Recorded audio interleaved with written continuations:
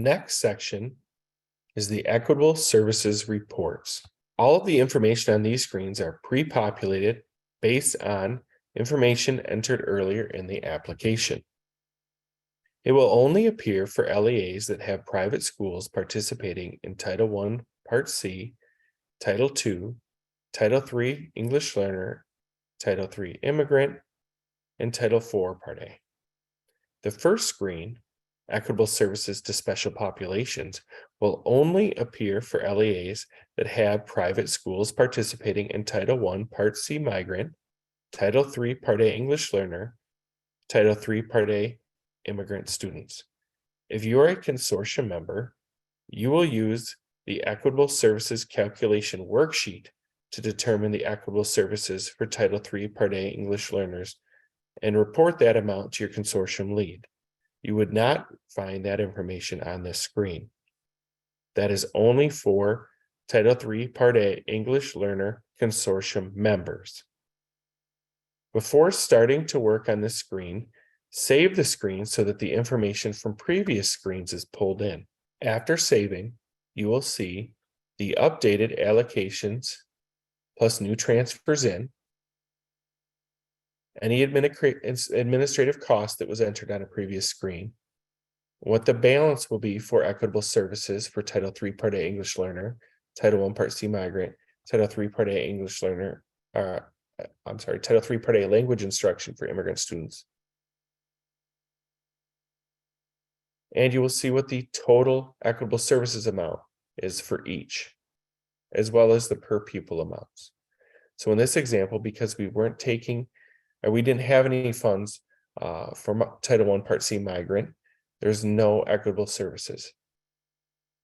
But because we did have funds in Title III Part A English Learner and Title III Part A Immigrant, we do have an equitable services amount. We also had 2 participating private schools with students in these categories. So you can see the Title III English Learner new allocation and the total availability if there was carryover. You have the Title III immigrant students allocation plus carryover.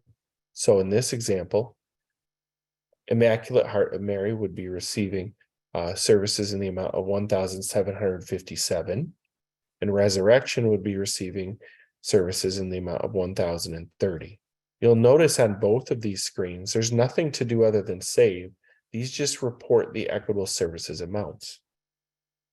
The next screen, Title II and Title IV equitable services, will only appear for LEAs that have private schools participating in Title II Part A and Title IV Part A. Before starting to look at the screen, you'll want to save. This will pull in or populate the fields on the screen, and you will see that in this example, we're using Lansing's application here.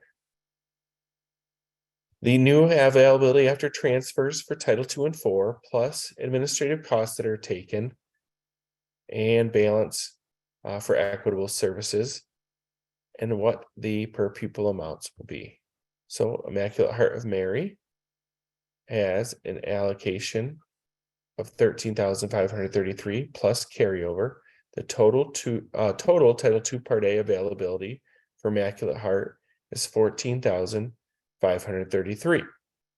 You've got Title IV Part A new plus carryover for a total of $8,749 in Title IV Part A. For Resurrection, new plus carryover is $27,566. Title IV Part A new plus carryover is $16,497.